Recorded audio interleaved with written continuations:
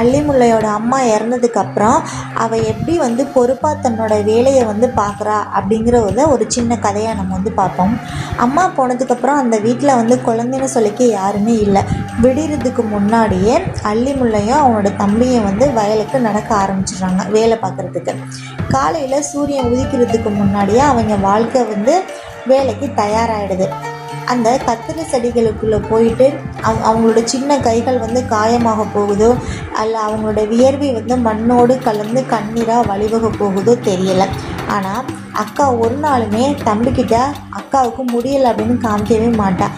ஏன்னா இவ சோர்ந்துட்டா அவள் தன் வழியை மறந்து சிரிச்சுக்கிட்டே போவாள்.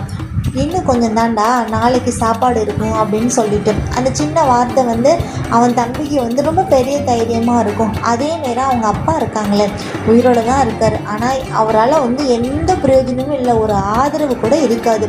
குழந்தைங்க வந்து வயலில் உழைக்க அவள் ஊரில் வந்து தண்ணி அடிச்சுட்டு திரிவார்.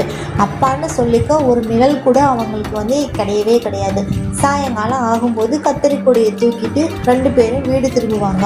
அந்த கூடு ரொம்ப கனமாக இருக்கும், ஆனால் அதை விட அவங்க வாழ்க்கை தாங்க ரொம்ப கனமாக இருக்கும். அப்பா அக்கா மெதுவாக தம்பியின் கையை பிடிச்சிக்கிட்டு செல்வாள். நாம் இருவரும் இருந்த போதுண்டா, எப்படி இருந்தாலும் வாழ்ந்து காட்டுவோம். அந்த வார்த்தை தாங்க அந்த வயல்லே இருக்கக்கூடிய மிகப்பெரிய பயிராக வந்து இருக்குது. இந்த மாதிரி தான் அல்லிமுல்லையோட அவங்க தம்பியோட வாழ்க்கை வந்து போயிட்டுருக்கு.